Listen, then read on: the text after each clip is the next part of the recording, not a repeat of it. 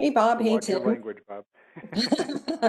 Welcome to the SF Headbangers virtual happy hour. Cheers.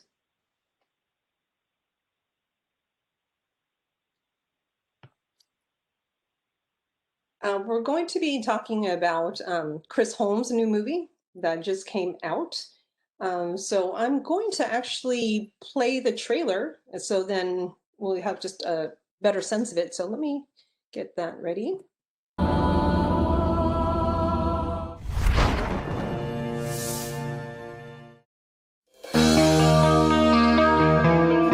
Hey, it's right. I fucking could have made it through there. What the fuck?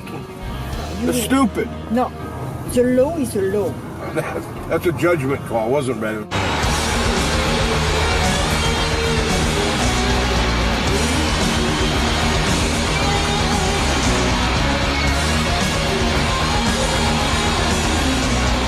The biggest part of the sound was Chris's guitar, and just his attitude, the way he played, man. It was like he was like angry. His guitar tone and his parts are a huge part of it. The most metal guy in that band, for sure. And to see these huge men come out on stage, fire everywhere, smoke going off. It didn't matter how crazy things got on stage. People wanted more. Everybody's wondering why I don't play with W.A.S.P again. You know, because I never got any other publishing. Well, my publishing was taken from me before I ever knew it, you know.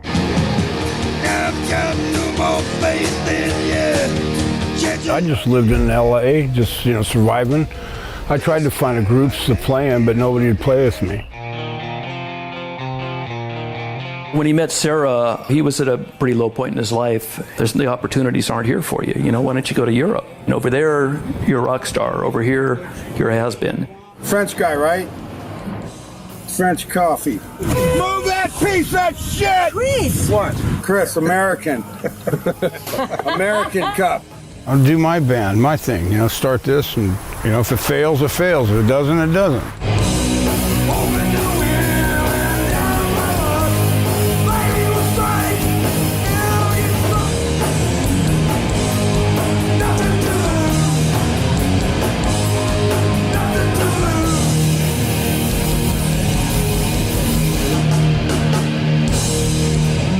Just chatting with Tim about the movie. Like I've seen like about half of it so far, and it's really good. It's really well done. So what was your you were one of the people interviewed on the film. So how did you get involved with this project? Yeah, Chris Holmes movie. Yes, the Chris Holmes movie. Mean Man. Yeah, Mean Man. I interviewed Chris for our Inside Metal titles, and he was just great. It was we had a great time talking, and we went out to dinner. He, myself, and Gina Zamparelli, who sadly passed away shortly after the interview. She's actually featured in the Mean Man movie as well, and she actually hooked up the interview with Chris, and I got to know him fairly well, and through, I don't know if it was through him or his manager, but Antoine, the director in France, because Chris and his wife moved to France, and he had hit me up, and he was a fan of the Inside Metal movies, and he told me he had been working on this documentary with Chris Holmes since Chris had moved out there, and I kind of gave him some advice and helped him out, and he was looking for a distributor once he had it done, and I introduced him to Cleopatra, who I had worked with.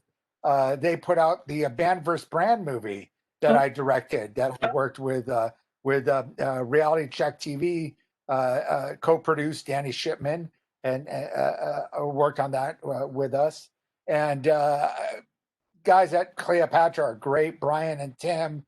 So I kind of introduced them there, and he had asked me, prior, if I would like to be a part of the movie.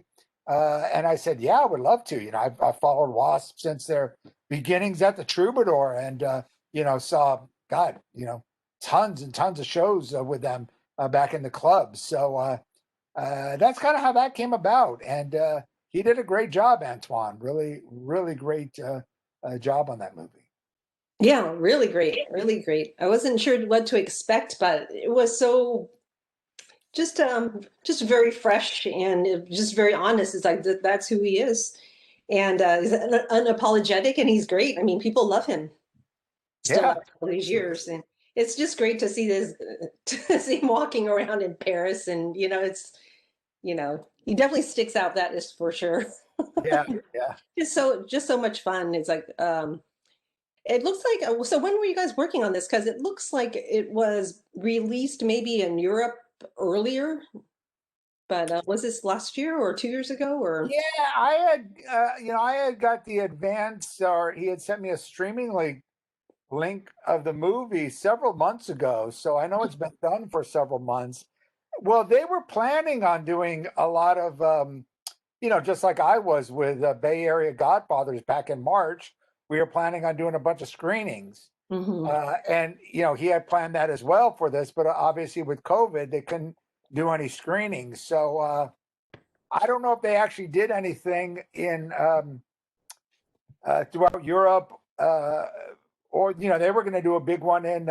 Cleopatra usually does a big one like in Westwood, for a lot of their movies, and of course they couldn't do that as well. So I don't know exactly what they did in Europe.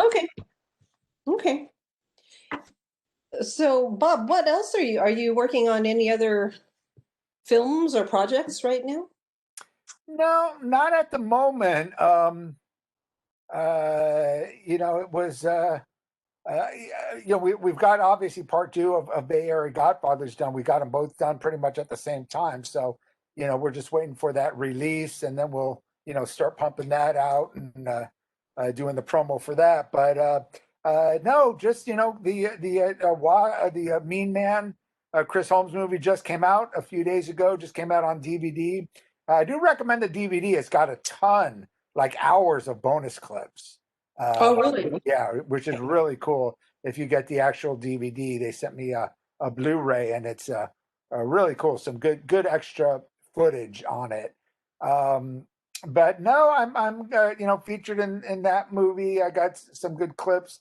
I'm also featured in the new Armored Saint documentary, which is going to be coming out hopefully very soon. They're just finishing up the last touches on that. They got a Russell Cherrington, a British director, a great guy. That you might have seen the trailer for that, the Armored Saint documentary. Oh, is there a trailer already? No, I have not. I have not. Yeah, yeah. I think you can look it up online, and that'll be coming out. So, Okay. but no, apart from as far as with the whole COVID thing, it's been very tough, to do interviews, and I don't want to do just these Zoom interviews for the documentary. That doesn't work so well, and you really have to do it in person, and have to travel and prepare. So we're going to kind of wait it out a bit and see what happens, because I'd hate to just get started and then have to start canceling. That's true. So yeah, that's true. Yeah, we'll just kind of wait and see. Okay, that sounds good. So I know I saw pictures of you in past NAMM shows, and I saw that they were doing a virtual NAMM 2021. Are you participating, or were you what was that even entail? Like videos and stuff from the manufacturers? So stuff like NAMM, you can't. I don't see how that could really be done doing virtual. I mean, the great thing about conventions like NAMM or any kind of conventions, but that's like the one time of the year where, for me, I go down there to LA, and it would be happening this weekend actually. And that's the one time, you see everybody from all over the world. People come from all over Europe, Japan, South America, musicians everywhere. And it's just a great 3-day place to meet, to hang out, to see all the newest gear if you're into that. I mean, I don't know if you've ever been there, but it's huge. I mean, people think it's just like one convention center, but it's several, it's like a whole giant block as big as Disneyland. Disneyland's across the street, and the whole convention center is about as big size-wise, because it combines all the hotels, and it's, it takes 3 days to go through the whole thing. But it's just it's a social thing. You get to meet a lot of people you don't get to see. And but my point is it's the personal, get to see people in person, and Exactly. that's something that, I think we all desperately miss. Yeah, I know. No, I've never participated in NAMM. The closest thing to that was a long time ago in 88, 90 timeframe, the Foundation forums. Those are great. Yeah. Those were the best. And I was so good. Talking to, who was I talking to? We did something, another podcast about Pantera. And I was saying, oh, yeah, I remember seeing them at the hotel. They play in the ballrooms, the bands who play it.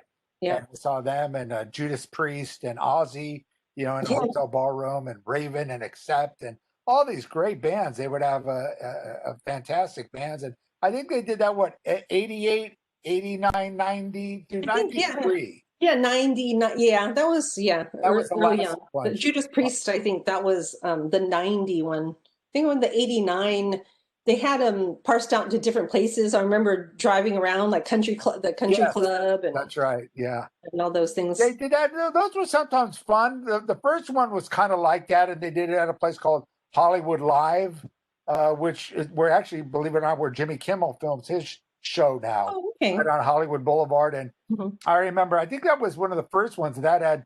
I remember seeing Faith No More play. It was a giant room, giant auditorium. So it was kind of center, and it wasn't an actual club. It was just kind of a big hall, and Soundgarden played there. They had just come out with the Loud Love album, and God, that was a great one. That first, those were incredible. Those were incredible. And then I got out of the, I guess, music journalism biz, so to speak. So I didn't really pursue it. But I think those were the kind of the golden years, like around 89, 90, where Priest and all these bands, just fantastic.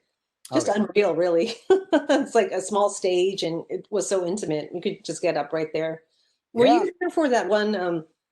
It was a panel, Bob Nalbandian, and then it was Chuck Billy, King Diamond. They're all in the same Zetro, like all those guys. I have a bunch of pictures. Lemmy, Lita Ford, they were all in the same panel on one table. So I might have been. I went to a lot of those panels. They had some really cool panels, and it was, it was cool. It was kind of a conference, an education kind of thing. They have panels with different artists and people in the industry, like a Bob Nalbandian, or different record companies. They'd have like an A&R panel or a publicity panel, or but yeah, I know a lot of the, particularly the thrash musicians were a big part of that. They all worked real close with Concrete Marketing, who put it on. It was really good. Walter, no, those were fun, man, and they did it was really organized really well, and they did. I know there's obviously South by Southwest. I don't know if that even still goes on in Austin now.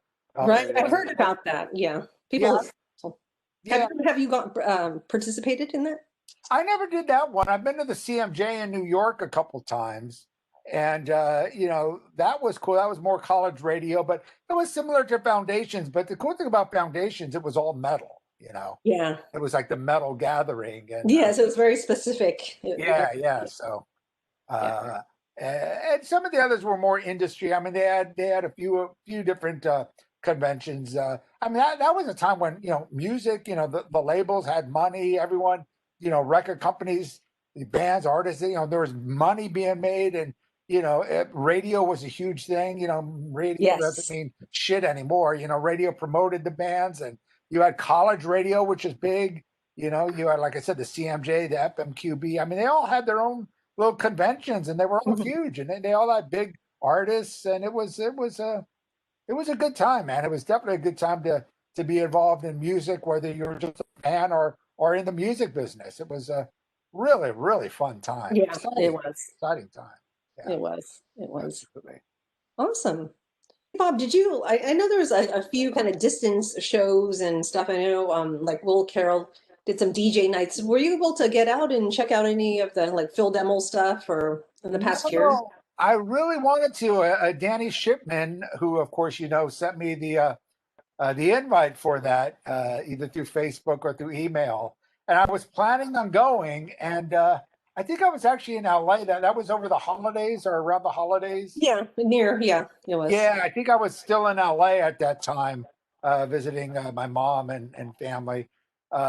So I was unable to make that, but I'm glad they were able to do something. I hope it went well. I hope no, it was good turnout. That was, I think he sent out an invite when it was right before his birthday, so it was like the Danny Shipman's birthday party at the metal night. So yeah, it was fun. It was fun. Actually, I gave him a lift home because he doesn't live that far from me. So yeah, it was a good time. And it was a good turnout. It was a nice evening, and it was good. It's just good to see guy. people. I love Danny Shipman, and he's one of those old school guys that's always there for all the shows, always there to support the metal cause. Just a good stand-up guy. I mean, a true fan, all in all, and he's been there since the beginning, since the club days, and I love to see he still has that passion. I wish I still had that passion inside that he does. He's at every show.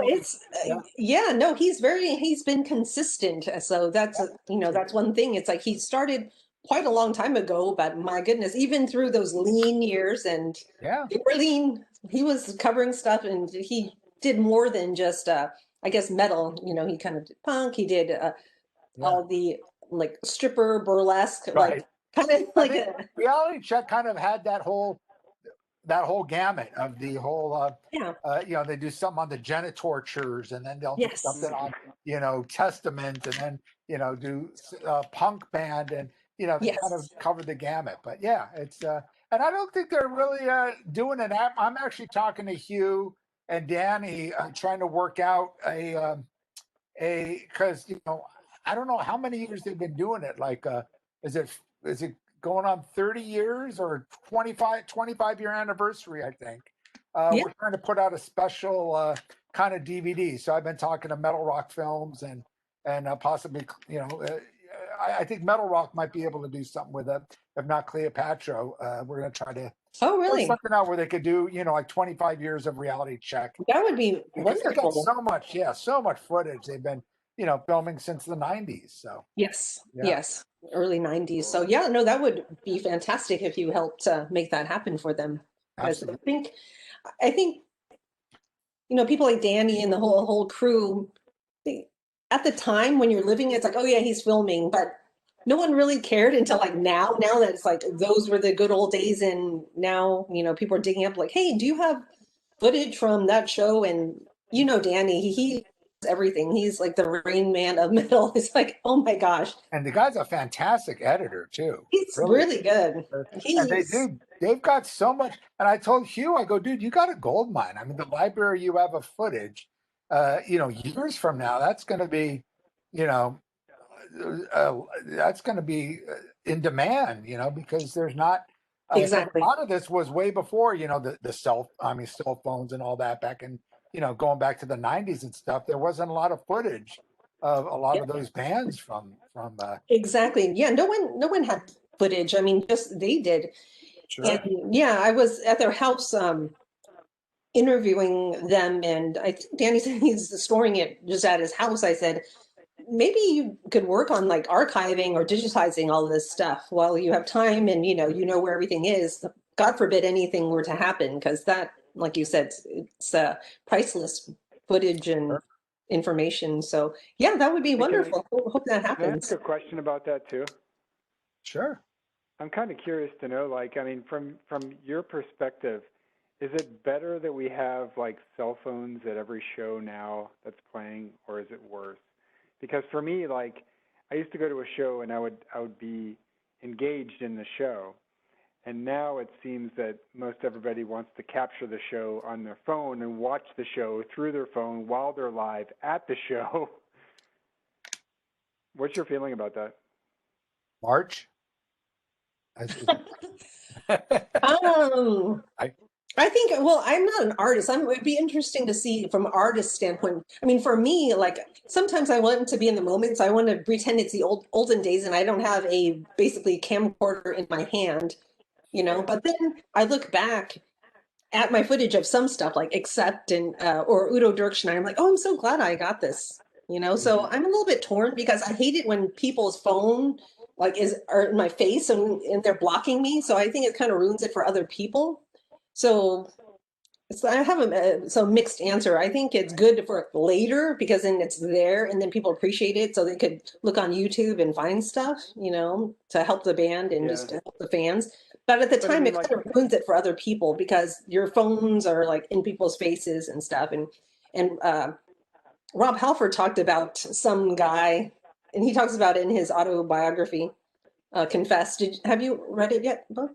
Great. I've got it sitting right there. I've kind of skimmed through it. I got to take the time to actually read. I've read several. Sometimes usually when I get a book, I just kind of like skim through and I can't put it down. I'm reading through. It's like, all right, I'm gonna set it down and concentrate, read it from start to finish. Oh, okay. So I haven't done that yet. I just kind of skimmed through everything. But it's a great book, and I love Rob. I've interviewed him several times, and such a great guy, and I love his honesty, and the guy's just his passion for metal music and entertaining people is amazing. Do it for him to do it at his age and still sound and perform as great as he does. It's a true blessing, man. It's awesome. Yeah, Rob, right. Yeah, Rob's awesome. And actually, I have a tip for you, Bob. I did not read it. I actually listened to the audiobook. He narrates it. Yeah. It's fantastic. I might actually do that. I do like the audiobooks. Me too. But it's just something about hearing his speaking voice is really good. So when you listen to it, it's even adds more to his stories, because it's coming from the first person. I might do that because I'm so lazy these days. I hate reading. I like listening in my car, I love audiobooks. It's great. So the audiobooks are really good. I did that with the Brian Slagle book that he had put out, the Metal Blade, and it's I dig the audiobooks. Yeah. I'd have to do that with Rob, definitely. Yeah, definitely, because even though he's narrating, it's a long book, so for us to actually read it, unless you're super fast reader, and things might get lost, but it was 12 hours of audiobook. So, oh, wow. Yeah. So just to give you a warning, but it's so pleasurable because I just couldn't, every time I had an opportunity, like doing dishes, I'm like, I could listen to it now, or, just any opportunity. But he's very, it's very great speaker. It's very raw. He's definitely not mincing anything. He's actually, he's confessing. He is confessing. He's just purging everything that has been on his mind for a long, long time. So good for him. Open, and at this point in the game, how many years does Priest have left? And I think he's just realized it's like, who cares what people think or what, just tell the story. And I think it's great. I think it's good, great for Rob. And he's always been very open and honest. And back, times have changed where back then, publicists and record labels and all that, they would have to hide that kind of thing. And still today, within the music industry and movie industry, they'll still do that. They don't, you're a commodity. They don't want to lose your following, So yes, there's still a lot of that stuff that goes on. But I think at this point, good for Rob, man. And it's great that he could do it in his own book and do it his own way, which yes, cool. Yes. So that was good. Oh, so going back to Tim's question, there was one part in the book where he said someone had a phone in his face and with like the light on or something. He was just like right there in his face. So at one point he just like friggin', just kicked it so hard. And yeah. And then, so that was good. But then he said it felt so bad, but he said the guy was apologetic. Frustrating. I would do the same thing if I'm up on stage and you're, distracting me with your phone. And to answer your question, Tim, I can't stand it as a fan. Personally, look, if you're going to get a little clip, I get if you want to get maybe a few seconds or whatever to show people or to put a little 20-second post on your social media, that's fine. But people that do it during the whole concert, and the thing is, the next day you're going to see it on YouTube anyway with 10 times better footage. Right. Than what you're getting. How much stuff actually winds up, being published and people actually see it for all of the hundreds or thousands of people that are sitting there with their phone in front of them. It's an ego thing, It's for me, it's very friends. It's like, look at where I was at, and it's like, enjoy the show. That's exactly today, man. Enjoy the show. That's it. It just annoys me. Yeah. You know, it's funny where I'm Okay. looked at, I'm 56 years old, you know, and if I go to a concert, I will still get into it. If I go see Armored Saint or, Saxon or UFO or Judas Priest or whoever, I'll be out in the front row and I'll be getting into it. I don't want to see, well, what's the point of holding up a camera the whole show? Enjoy yourself. You're at a concert, for crying out loud. I mean, geez. Right. There you go. That's what I was looking for. Thank you. Yeah. I Yeah. can tell you a funny story. I remember going to see Rammstein. Have you ever seen Rammstein live? I think only once. Yeah. Greatest live band ever. Even if you're not into their music, you got to see them live. They are just incredible live. If they do their full show, I mean, they're like Kiss times 100 live. I mean, they're unbelievable. I mean, you could go on YouTube and check out some of their footage and explosions. And I remember seeing them at the Pond in Anaheim. I got there last minute. It's like, I got to see them. It was like the third or fourth time they had come into town. And they don't come here very often because it's so expensive. And they bring their whole, it's really unbelievable what they're able to do in an arena. But they're all pyrotechnic. They all have their pyrotechnic license. I hear the band and the crew, and it's done super professional. But there's bombs and, explosions going across the arena. I mean, you're just like freak out, but it's done so well. I mean, they're just unbelievable. But the whole show, I was just, going crazy. And there was a guy from Germany there, and, in Germany, they're God, and we were just getting into it. And, the younger kids are like looking at us, kind of like giggling, laughing, like, look at these old guys, look at these idiots. And I was like, fuck you. I'm having a good time. This is what you're supposed to do at a concert.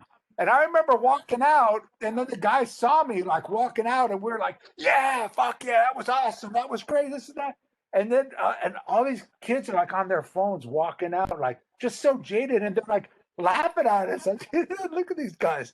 It's like, fuck you. You just saw a great show. You just got your ass kicked. You should enjoy that. You should, it's like unbelievable. And it's usually, back when I was younger, it was the older people saying it's us. Look at those crazy kids. Now it's the kids saying, look at these idiots, grown-up guys. What a bunch of idiots, But it's like, man, it's just unbelievable how jaded they could be. That they walk out of this killer show, and it's just like, yeah, on their cell phones and taking their pictures. It's like, what the fuck, man? Yeah. I think the problem with, I'm like, say this, not a sweeping generalization, but I'm going to go there. It's because of the smartphones. They're not living in the moment at all. They're like waiting for someone to like text them back instead of just being in the moment, putting it away and enjoying the show. They don't know how to do that because the whole time, this whole time with smartphones, they're waiting for a text. They're texting back or they're waiting for something. They're always waiting. Important. Yeah. Right? It's sad, actually. It is. It's like, man, I mean, I don't know if they're that, if it's with the video games and all that, if they're that jaded where a concert, if I see a concert, even at my age, if I see a great show, I still get that feeling, I'll get a few drinks in me and just really enjoy it and make the most of it. And bring yourself back to the youth, and you really kind of feel that feeling. That's what it's all about. And, just the kids today, it's just kind of like, it's like, all right, whatever. But yeah, that's the part about being connected with the music, I think, too, that was the gist of my question. Right. Now you're right. Yeah, no, like I said, it's fun to take a picture or two, and like Bob said, a small clip, but it's just nice to put that, put it away and just be in the moment and enjoy it, and just like the olden days where that's all we knew. So there was no other, that's what we were waiting for them to be on the stage and playing, and not waiting for someone to text us back or like, So, no, that's a good question though. Yeah, hey, March, don't say olden days, by the way. Can we just say it the way it should be? No, we were lucky. We were very lucky. It was such a great time because everything was so fresh and original. I mean, going back to what you're saying about Judas Priest, and I remember seeing them on, 1980 on the British Steel tour. They played Long Beach Arena, their first arena tour, And they had played, I think, the Santa Monica Civic just prior on their live album. And then they were playing the Starwood and all the clubs, you know, the whiskey, and they were doing that kind of stuff before then. And they did the Long Beach Arena, and they kind of had, you know, a Breaking the Law and Living After Midnight was getting a little bit of airplay. And but it was just, you know, you just waited.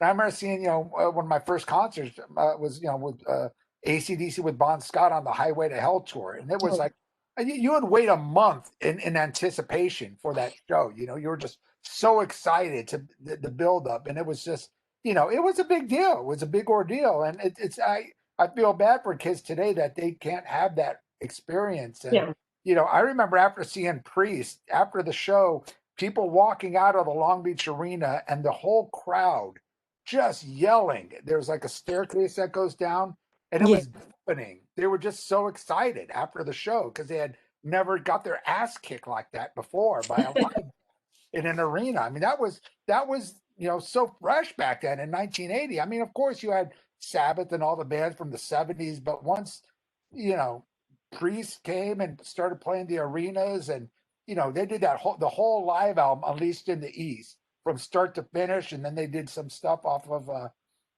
you know, the British Steel album, which had just come out. And I mean, it was breathtaking. It was amazing, you know, and yeah, it's a shame kids aren't going to have that kind of experience. Again, it's not new like it was back then, but still, you know, if I see Priest, you know, I just saw them the last tours they did with Black Label and Black Star Riders, and also with Uriah Heep when they came around. And that was good. Amazing. Yeah. Still, you know, we were still up front going crazy. Yeah. Yeah. The Armored Saint one, you did not do that Armored Saint, but you did participate in that Armored Saint documentary, I think. What is your... I'm featured in it, and they've got, he got a lot of great people. We got all the guys, I don't know if all the guys in Metallica, I know James and Lars are both in it. He even got Cliff Bernstein, you know, from Q Prime, who managed Armored Saint at the time. Okay. Or in the early days, I should say, who obviously manages Metallica. And he got like a lot of their old record company people. I think they got Tim's double too, Ron Lafitte. I believe he's in it. Okay. But yeah, it's going to be good. I actually haven't seen the whole movie yet. I've just seen a couple clips that he had sent me. Oh, okay. But it should be fun. I mean, they've got a great story too. Not as crazy, obviously, as Chris Holmes, his story. But you know, Armored Saint, they were again another band that's, you know, started in the early '80s and continued and still going strong. You know, stronger than I think they have. I think this is one of their biggest albums, at least their biggest charting album. I think so. Yeah, it's pretty amazing. Yeah. No, it's great. It's great. I wasn't sure what to expect, but my God, it's like every song is awesome. Like I said, that's the only CD in the car. It's like, you know, just so enjoyable, So they did a great job. So we'll have to get, when the movie comes out, or it's about to come out, we'll get Phil back on here, and then he'll have to come next time too. And then we'll have a chat about their movie. So. Oh, yeah. It was awesome. I'm hoping, I think it's supposed to come out this summer. See, they were planning too, again, you know, that's the thing when you put out a documentary like that, and, you know, you want to celebrate with everyone that's been in the movie, and, you know, people like you guys that are involved in the scene, and do some big screenings and some premieres. And I know they were planning on that with the Armored Saint movie. They were going to do a big one in Hollywood and one in England, and I think even one in Germany he was actually planning on doing. And of course, all that. So I don't know if they're waiting to see what happens to do actually premieres, but I believe the movie is pretty much done. They might just be tooling around with a few different things, but I know the interviews have been done for a while on it. So. Oh, okay. Yeah. Okay. Sounds good. Sounds good, Bob. Thanks. Yeah, the guy, you know, Antoine did that Chris Holmes movie pretty quick, and he did a great job. Followed him around, you know, on doing the shows. It reminds you a lot of that Anvil movie, you know, if you've seen yeah. Yes, because it kind of, goes, the same. And it's just a really good heartfelt story. And, Chris is one of those guys, whether you love him or hate him, you got to appreciate his passion for music and for his fans, man. He's I think he really got a bad name with W.A.S.P because Blackie really was, people that have known Blackie, he was really a prick to the fans and to the bands that they toured with. Chris talks about, I think in like a lot of the bonus footage, he talks about when they went toured with Metallica, the infamous, W.A.S.P Metallica Armored Saint tour in 1984. And, like Lars would come into, W.A.S.P dressing room and Chris, hey, what's up? And talking and like, get the fuck out of here. What are you doing in our dressing room? And, Chris like, dude, what are you doing?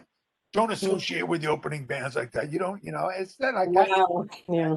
I don't think I've gotten to that part yet, but yeah, I think that's actually in the bonus material. Oh, okay.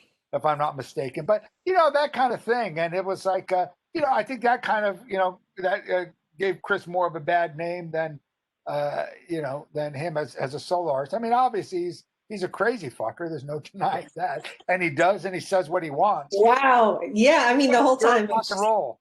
Yeah. It was great. It's just very, I love he's very authentic and it's refreshing, He is. You know what other story I would like to hear now that all these Metallica stories about Jason Newsted are coming out? I just feel sick. It's like, how dare you? He's a human being, and it'd be interesting to see if any film or anything, gets made with all of that. Interesting. I don't know if they actually covered all that, and that was obviously a really weird time, real dark time for Metallica after Cliff had passed, and I obviously you follow the story and you know what they went through and the way they hazed Jason, and they said it was basically them mourning Cliff, and that's how they were able to express themselves, and I think Jason got it. He had he was a strong soul, and he understood, and he took it, he withstood it. But yeah, it's definitely definitely was a weird time, and they didn't obviously they didn't treat him very well back then, but it worked out great for him in the long run. He lasted over 10 years with the band, so or about 10. Yeah, I think it's at 10-14 or something, quite a while. I mean, in spite of all of the yeah, from like 86 to 98 or so, once it came out. Yeah. So. It's just, it's interesting. It's just sad. Rock and roll. That's that's how it was back then. It was a whole different game, especially in the 80s, especially with metal, and it wasn't all pretty. No, that's for sure. But you kind of, when you read those things, it's you feel bad. It's like he's the last person that you should take out on. He's helping you out. But I mean, I guess they didn't know how to cope with it, so that was what they did. So I mean, it happened. So hopefully they could move on and stuff and apologize or whatever. But it's just, I just hate people being treated poorly, especially like in that kind of environment, like a work environment or a band. Let's do better, guys. That type of thing. So I don't know. No, I hear you. It's obviously he's done very well for himself playing with Metallica. I'm just kind of curious as to what he was doing. He did that solo, the Newsted project, which I thought was great. I thought it was awesome. And I'm going, wow, Jason's making a comeback, and then it dissolved like his other projects. Yeah.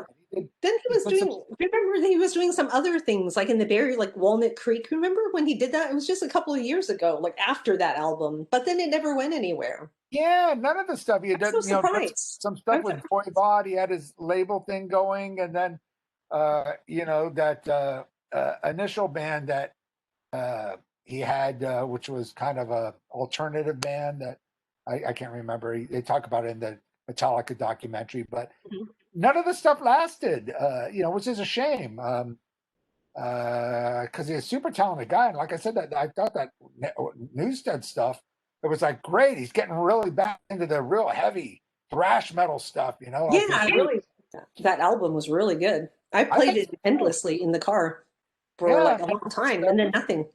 Then nothing. They expected too much too quick. And the thing is, a lot of musicians from back then, they don't really realize how much it's changed the music industry. And you're not going to make money off the CD sales and off, you're not going to, you're not going to tour. You're not going to get any tour support from the labels to get buses and this and that. So you kind of got to start from scratch, and which is hard, especially coming from a band like Metallica, to say, all right, we're not, we're going to be playing clubs in front of, 300 people now and touring in a van and, and that kind of thing, and not really making much money, and, if any, so. Yeah, no, that's why that kind of leads me to if you have just a few more minutes, your band versus brand, that whole thing, it's like, that's huge. I was thinking, I see Kurt Brecht from DRI selling these odds and ends. I'm like, oh my God, I was totally thinking of your film.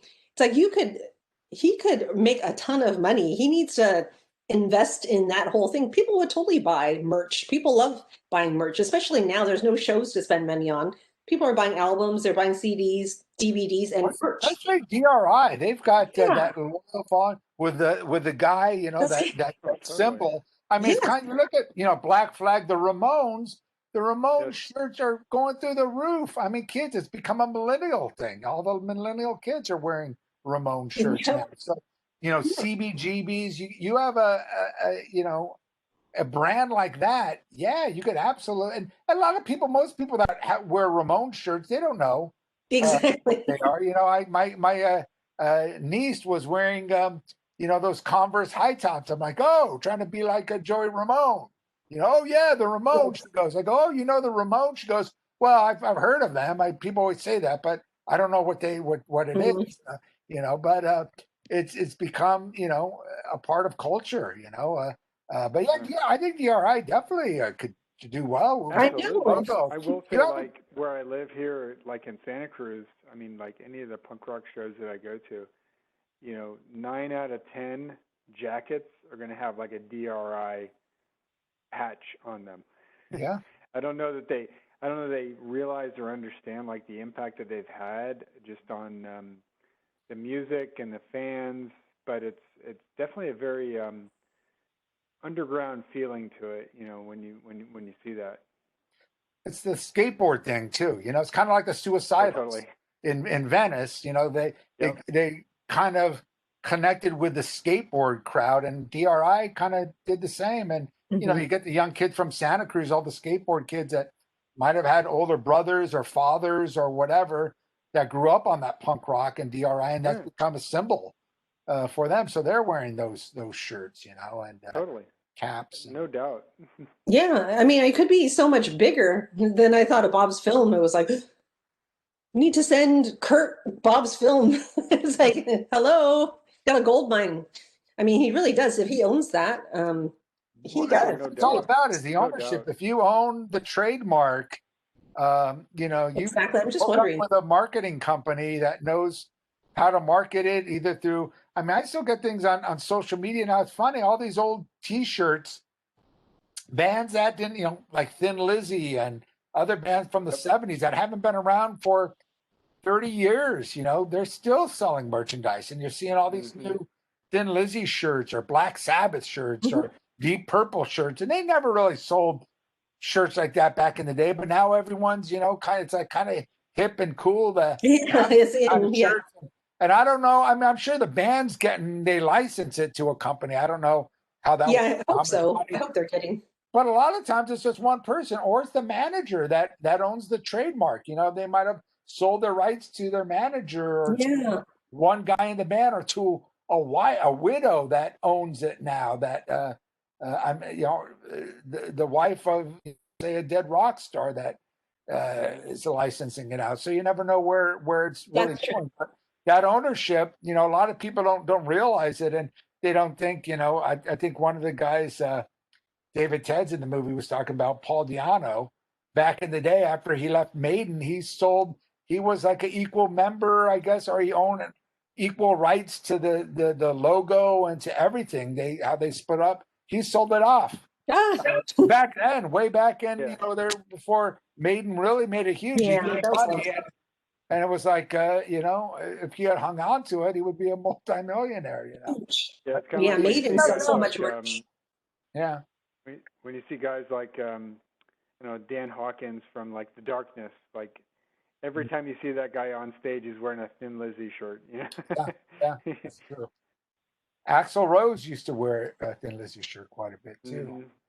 Yeah, but I mean, like for DRI, I mean, I guarantee you, like here in Santa Cruz, like 9 out of 10 people that have got patches on their jackets.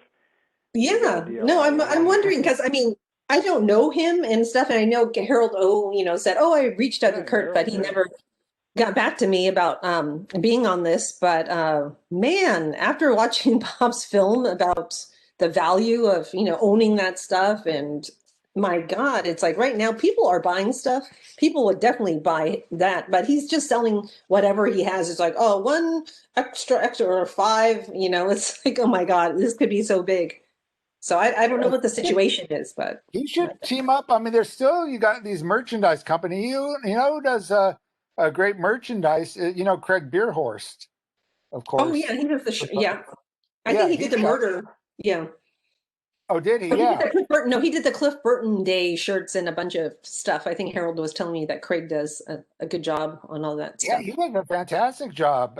He sent me a great Phil Lynott shirt. Thank you, Craig, for that. But you should maybe hook up, the guys in DRI with Craig to make up some merchandise in the market.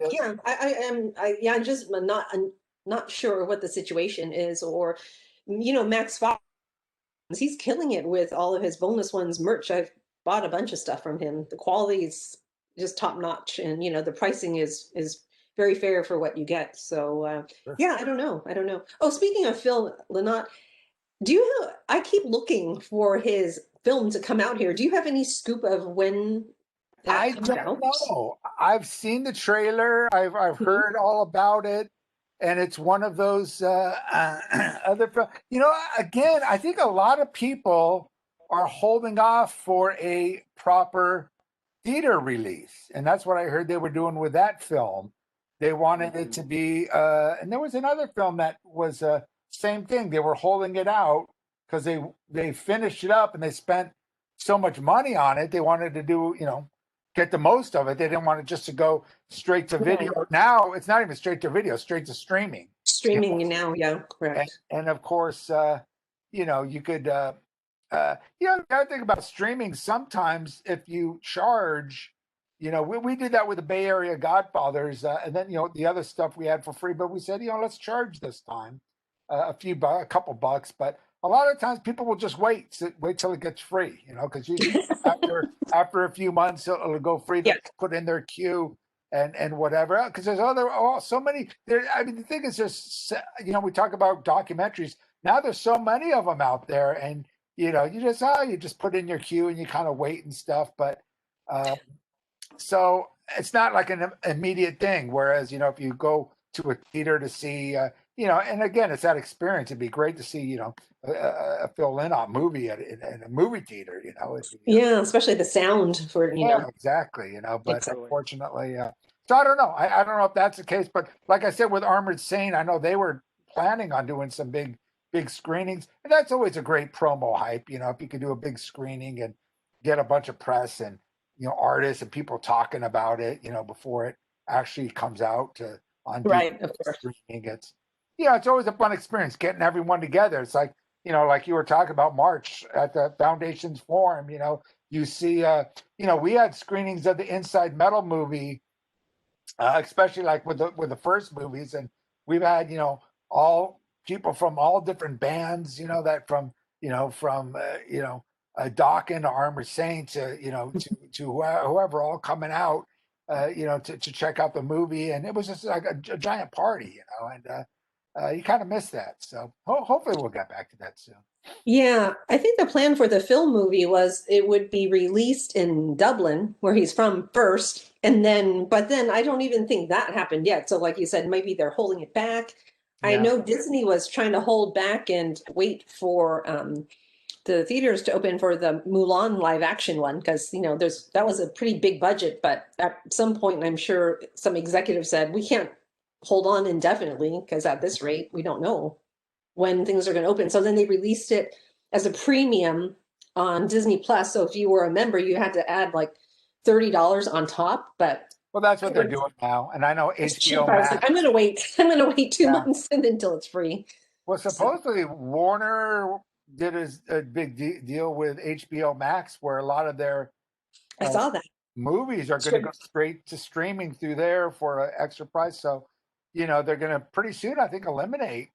I don't know about eliminate the movie theaters, but if all the Warners are going straight to HBO Max before they hit the theater, I think most people would prefer to watch a movie in the comfort of their own home. Yeah. So I'm kind of curious to know your opinion though. As a director, how does that change your approach when you're making a film, documentary, or something that's going out to people, as far as the delivery mechanism is concerned?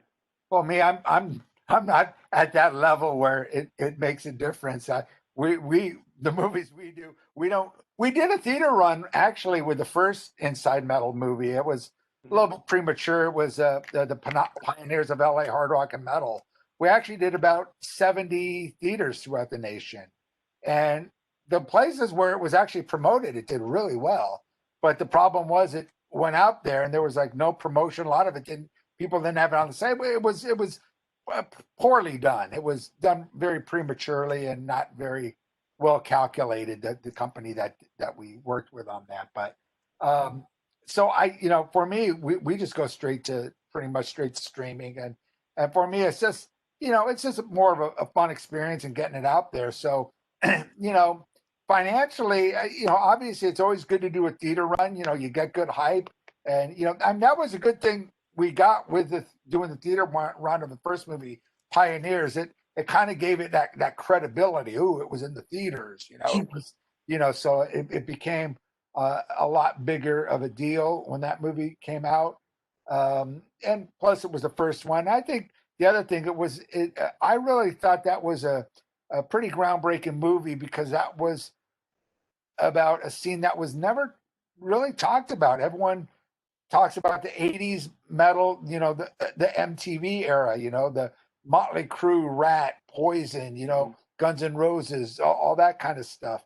But no one got into the LA scene the Starwood era, the Van Halen era, and there were a lot of bands, that most people don't know about, Snow, Smile, Greg Leon Invasion, a la carte, all these different bands that were huge. They were selling out the Starwood and the Whiskey and the Roxy and some Wolfgang, some of them doing 2 or 3 nights there, So we really wanted to capture that because it was a big scene back then, and it was something, and that actually did really well because of that. I think because it wasn't something that was already done, and that's why we didn't want to get into the latter 80s metal. We didn't want to get into the Guns N' Roses, Poison, all that era. It's like, well, why do that? It's been done a million times. It wasn't really my scene anyway. I kind of, mine was more the early 80s into the mid 80s, and then, I got more, I was into the LA. I was never into the LA glam thing. I like the early Motley Crue and when it, like their first album and stuff like that. But some of the stuff with Rat and all that stuff. But that was before it became real trendy, and then all the bands started coming to LA to make it, and it's like, who does that? That's been done before, and it's, Yeah, it's those untold stories, those stories that we don't know about. I think that's kind of much more compelling than it's like you've seen like on VH1, like, there's so many things that it's been done so many times, so it's not that interesting anymore. But going back to Chris Holmes, I mean, I got to give it to Antoine, because there's not many people that could really reel him in and do a proper interview with that. Yes. It's been a very difficult task for him, and he did such a great job following Chris, and it's just the real deal. It's like that's Chris, how it is, Nothing staged or planned, you could tell.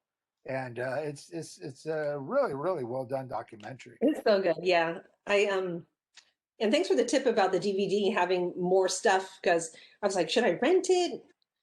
But I know lots of these things have like extra footage, so that's kind of fun. So I'm like, oh, so I just rented it, so I get it for 48 hours. So um, I know you need to run, Bob, but I don't know, Tim, if you want to watch a part of it or something. I watched half of it. It's only an hour and a half long, but oh my God, so good. Just right when it starts, it's like, oh, this is going to be something, this is going to be special. So can you actually play it on here? Yeah. Right. Oh wow. Yeah, I could be up for a few minutes. I just have to finish some stuff up tonight. Okay, so yeah, it's 7 o'clock. It ain't that like I could go on for a little bit longer. I just I got to kind of discipline myself these days. Instead of again with the thing when you talk about streaming and all these documentaries and you talk about it's like, oh, I got to watch this. I got this on. Oh, I know. So you kind of get addicted. What are you watching right now, Bob? Are you binging on anything right now? I've been getting into all these old, even stuff I got on DVD. I'm so lazy now. I don't even get the DVDs out. I see that it's streaming. I just turned on Amazon Prime the other day and they had, all these old movies I have on DVD, but all the, the classic, just stupid rock and roll movies like Stone Age I saw was up there. Oh God, that's one of my favorites. Last night. I go, go Stone. I thought I'd watch like 10 minutes of it. I ended up watching the whole movie. I love that movie. That's great. The Schnapster. And it just totally reminds me, I grew up in Huntington Beach, and that was based in like Redondo Beach area, Torrance. And I think it came out in the 90s, but it was supposed to be based kind of in the 70s. So funny. The Blue Oyster Cult references. Oh yeah, the laser. She looks like the girl on the Virgin Killer album. If they knew that girl was only 12 years old, they probably wouldn't have been saying that. But oh my God. But, Tim, do you know this movie? Do you know Stone Age? I've heard of it. Yeah. Oh, it's on Amazon Prime for free. You can watch it. And Fubar 1 and 2 are both on too. Oh, I don't know that Fubar. Oh my God, what is that? That's a Canadian check that out. movie. I won't give you too much, but there's Fubar 1 and Fubar 2. Okay. Fubar 2 is called Balls to the Wall, but I think that's under Fubar 2. But you got these 2 Canadian headbangers. And it's, I think it's supposed to be based. I don't know if it's supposed to be based in the 80s or 90s, but they act like it's from the 80s, but it's based in Canada. But the first one is like a mockumentary, but you don't really know. It's interesting. It's a stupid movie, but it's fun. Oh yeah, I mean, yeah. I actually put some lists together. I don't know if this was a while ago, but I'll share. It's a Google sheet, Bob, if you're interested. Tim, I'll send it to you. I found a bunch of kind of more metal-ish streaming movies online, so I kind of geeked out and made a list. Oh, cool. No, I'd love to see that. I'll send it to you.